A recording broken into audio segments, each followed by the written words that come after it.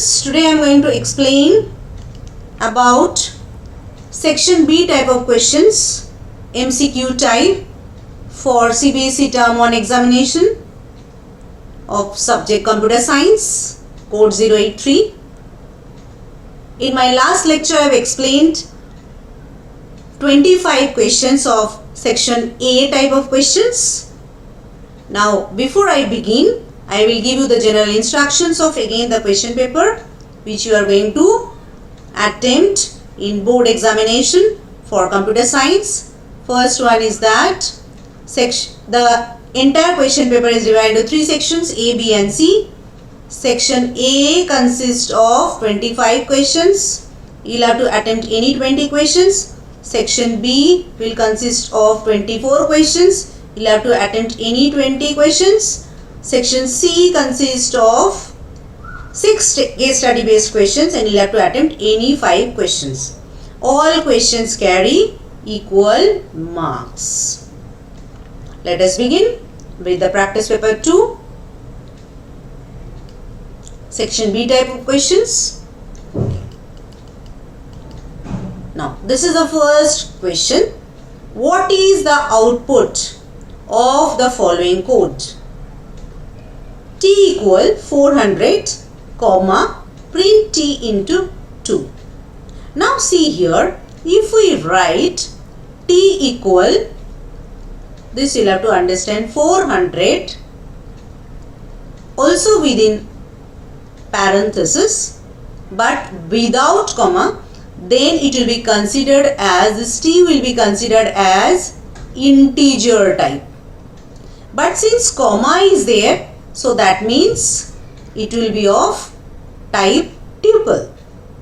That means tuple is a collection of elements and which the elements are enclosed in parenthesis. But when the tuple is having single element, it must have comma at the end. So if we consider this as integer, when comma is not there, then of course the output will be this one, the option A, 400 into 2, 800. If this 400 is of integer type.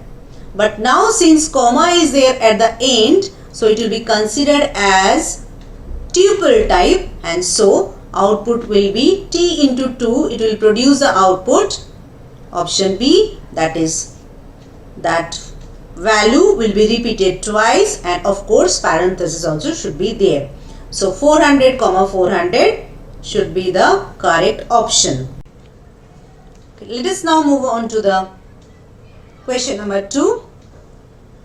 Identify the output of the following Python statements. P equal 5 comma John comma 6 comma Jolly. Now it's a list, but see here, this is a nested list. As we can see here, this is one list, this is another list within the given list.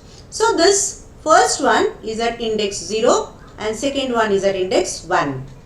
Now what about 5? What is the index of 5? It is 0 0 and this is 0 1. And what about the 6? This is 1 0 and this is 1 1. So now let us see. Q equal P, then 3 dimensions are used. P1. P1. The first index is for that the 6 comma Jolly. This is at position 1. So it's able to identify this particular list 1. Now that's again the second index is 1. So that means here at 0 index 6 is there, at 1 index Jolly is there. So that means this one will specify to this particular value in the list. This is the element Jolly. Now what about this one? Now this Jolly is of type string type and now string type also has its index. So J is at index 0 and this O is at index 1. So that means this 1 1 1 we will extract which part of the list? Thus the character O. So if we say print Q, what it will print? The option C. That is, it's not a 0, it's O. Okay, O of Jolly. Let us move on to the next question. There is a question of file handling. Suppose the content of poem.txt is, the content is written here: deep into the darkness peering, long I stood there, wondering, fearing, doubting, dreaming, dreams no mortals ever dared to dream before. Whatever is the content, these are the 4 lines given in poem.txt. Now the question is that what will be the output of the following code? Now it's given here, file1 equal open poem.txt. So the file poem.txt is opened by the open function and file1 is the file handler. Now in which mode it will be opened? We know that if the mode is not specified, the default mode is R. R means it will be opened in read mode. Now lines equal file1.read lines. What does read line function do? It reads all the lines. It reads all the lines from the file poem.txt. So now what it will return? After reading all the lines, it will return list of strings. Now how many elements will be there in that list? 4 elements. One is the first line, second line, third line, fourth line. So read lines will return list of strings and it will be stored in line. So line will be of list type. Now next, print len of lines. So how many elements will be there in that list? Of course, each line will be one element. So there are 4 lines. So the len function will find out the length of the list lines. So it will return 4. So of course it will return 4 and then comma. Comma means one space will be printed and then lines -2. Now in this -2, when the list will be generated in lines, the index of the first line will be 0, then 1, then 2, then 3 as a forward indexing. But if we do backward indexing in a list, the last line will be of index -1, then this is -2, this is -3 and this is -4. So what it will print? -2. At -2 position it will print the line doubting, dreaming, dreams no mortals. So out of these 4 options, which one will be correct? Now len of lines will print 4 and lines -2 within square bracket will print doubting, dreaming, dreams no mortals. So the option A is the correct one. Next, moving on to the next question. Identify the output of the following Python statements. Now, most of the students have the problems in output related problems. See here, there is no problem if you just go step by step. Now, remember that for CBSE board examination, you should know all the functions which can be used with a list, tuple or dictionary. Now here one code is given. L1 equal, the list of the items are given 20, 25, 30, 35, 40.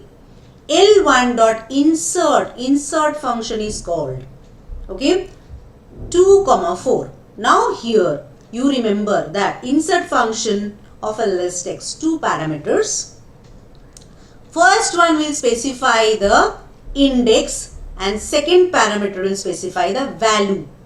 Insert function can insert a value in any position of a list. In any position of a list. Now this 20 is at 0 position, this is at 1 position, this is 2, this is 3, this is 4.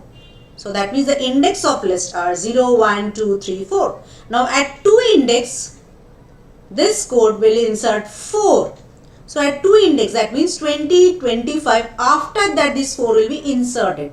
So then what will happen to the rest of the elements? It will be shifted towards right. So now after execution of this code, the content of the list will be like this: 20, then 25, then at 2 position 4 will be inserted. So 4, the rest of the elements will be shifted towards right, that is 30, 35 and 40. So this is the present list. Next line. Now append function is called L1.append. Remember, append function takes only one parameter. But how come then here two values are given? Because this is in the square bracket, so it will be taken into consideration as only one list. So this append function will append this element of the list at the end of the list always. So now after execution of this code, the list will become 20, 25, 4, 30, 35, 40. Now this values will be in square bracket. So this is a nested list within a given list, and this should be our present list. So now next, what will be the output? Print L1 minus 4. That means we are talking about here the backward indexing. Now backward indexing starts from -1. So this 3, 4, this nested list will be at -1 index, -1. Then this is -2, this is -3, and this is at position -4. So at -4 position we have the value 30. So the correct option here will be the option C, that is 30. Now moving on to the next question. Evaluate the following expression and identify the correct answer. Now in these type of questions, if you can see here, all arithmetic operators are used. We need to know the operator precedence here, the priority of the operators when we combine all the operators in a given expression. So here we know that in Python there are 7 arithmetic operators, like we have plus, minus, multiplication, division, floor division, then modulus, and then we have exponent. So now out of these 7 arithmetic operators, we need to know the priority. The maximum precedence is given to this exponent operator. So the working of 2 raised to the power 4, that means 2 exponent 4, that will be done first. Then we have in the second level we have these 4 operators. Second level we have this 4 operators, that is this multiplication, division, floor division and modulus. And at the third level we have plus and minus. So working of exponent will be done first. Then we have multiplication, division, floor division and modulus. Then we have plus minus. So now as per this, now but bracket is there. Whenever bracket is there, of course the working will be done over there. So now if we solve this problem, so what we'll have to do first, from here we will get how much? 2 raised to the power 4. Okay, I will just show here the entire calculation. Now 16 minus, bracket is here, so it will be 6 plus 2, 8, then into 4, then plus 2 raised to the power 4 into 4. Now in the next step it will be 16 minus 8 multiplication 4 plus 2 raised to the power 4, that is 2 square is 4, 2 cube is 8, 2 raised to the power 4 is 16 into 4. Now we'll have to do the working of the multiplication which is given. 16 minus 8 4s are 32 plus 16 4s are 64. Then we have 16 minus 32. So 16 minus 32 we get, because plus and minus at the same level. So 16 minus 32 will give you minus 16, then plus 64. So now minus 16 plus 64, we get how much? We get here 64 minus 10 is 54, minus 6, that is 48. So the correct option here is 48. Let us now move on to the next question. That is question number 6. Identify the output of the following Python statements. Again, it's a question of list slicing. X equal the list element are given. As you can see here that the list X having again two nested lists inside it. So the first list is having index 0 and the second nested list having index 1. Now this 15 is at position 0 0, this is 0 1, this is 0 2, and this one, the second one, 1 0, 1 1 and 1 2. So now what about y equal x 1 1? First index 1, it will specify this list. We are talking about this list, the second nested list. And what about 1? Now in that particular list at 1 position, which element is there? That is 32.0. Now print y. So what it will print? It will print 32.0. So that option is correct. Now let us see about question number 7. Identify the output of the following Python statements. Now in this type of questions, students, I will suggest that you should always write the values in each step so that you don't make any mistakes during examination. Whatever rough paper will be given to you, so write the values and do the calculation.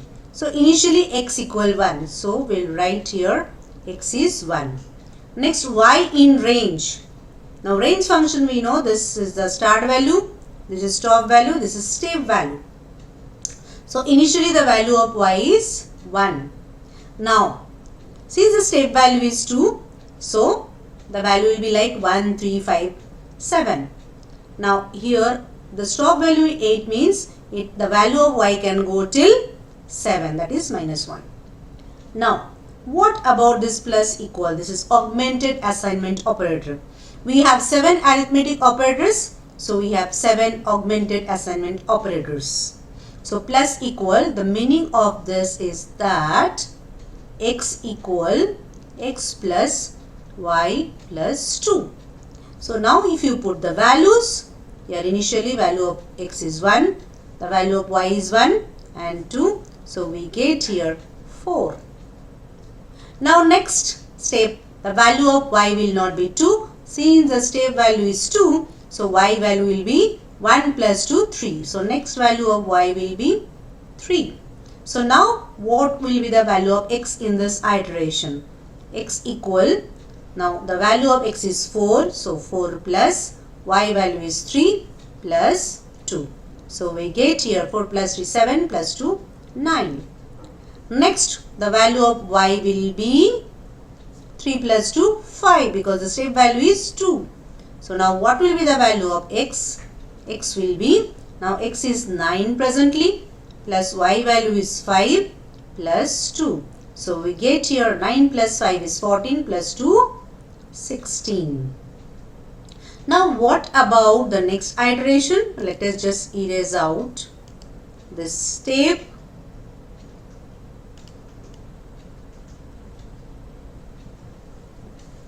Okay, so just the values I have erased out. Now the last iteration that we'll have to use here, like the value of x we got as 16. So now the value of y is 7. 5 plus 2, 7. So we get here x equal 16 plus 7 plus 2. So we get here 16 plus 7 is 23. Plus 2, 25. So the option D is the right option. Now let us move on to the next question. That is question number 8. Identify the output of the following Python statements. Again here, this is very easy question. What is given? Now here also we can write the values. A equal given as 4. Now while loop is given a less than 11. Now here again a less than 11 means a value can be till 10 because less than 11 is given. Now these two statements are inside the body of the while loop. Now print A. What it will print? A in the first iteration. So the output it will generate 4, then comma end equal quotes given. That means the next output will be printed on the same line. Now see the step value given, A equal A plus 2. So A equal 4. Now plus 2 if you do, so the value of A will become 6. So now in the next iteration, see the condition is again true. 6 is less than 11. So it will print what? 6. So now again the next output will be on the same line. Now A equal A plus 2. Now again 6 plus 2, it will be 8. Now in the loop again it will go back to check the condition. So 8 is still less than 11. So now again it will print what? The value of 8. Then again end equal quotes. Now A equal A plus 2. Now it will be 8 plus 2. It will be 10. Still see here 10 is less than 11. So the loop will be continued. So now it will print 10 without space. Remember students, here no space, because here in the quotes end equal quotes no space is given. So now when it will come out of the loop, see here, now 10 plus 2 it will become 12. So when it is becoming 12, it will check the condition that 12 is not less than 11. So the loop will be stopped. So final output will be 4, 6, 8, 10. So which one? The option A is the correct one. Now let us move on to the next question. Question number 9. What will be the output of the following Python code? Now here one function is given. That function is that multiply function is given with two parameters, n1 comma n2. Now the program execution will start from this part because this is the main part of the program. So prod equal multiply 5 comma 4. So this is the actual parameter which is provided here. So generally this 5 will be copied to n1, 4 will be copied to n2, multiply n1 into n2. But students, see here, when it will multiply 5 into 4, that variable will get 20, but then this function is not returning any value. No return statement is given. Since no return statement is given here inside the body of the function, so this function will return none by default because there is no return statement. So it will return none. So here when this function will be executed, so this prod variable will get the value none in place of 20. So print prod here, it will not print 20, it will print none. Next question, question number 10, the last question of today's lecture. See here the question is, Vaishnavi is trying to write a tuple t1 equal, the values are given of the tuple on a binary file tuple.bin. Consider the following code written by her. Import pickle. Pickle module is used for creating a binary file. t1 equal, the values are given. Fin, this is a file handler object. It's opening the file tuple.bin in write mode, and since it's a binary file, so the b is also attached. Now pickle dot fill in the blank statement 1, then the file is closed. Identify the missing code in the statement. Now see the question is given, it is trying to write a tuple. So now we know that dump function is there in the pickle module for writing the output in tuple.bin. So now here of course this is not the correct option. Write function we cannot use. Load function for reading, so this cannot be used. So out of this B and C option, we'll have to select one. Now remember that dump function is used for writing the content in a binary file, but remember the first parameter is the file first parameter is not the file handling object, and second parameter is not the one which you want to write. First parameter should be this one, what you want to write, and second parameter should be where you want to write. So Mostly the students get confused here, but remember the first parameter should be what you want to write and second is where you want to write. So the option B is the correct option. So that's all for today's MCQ session. I will come up with lot more videos with different types of MCQ questions. Okay students, thank you for watching this video. I will post more this kind of videos with many more MCQ type of questions for term 1 examination.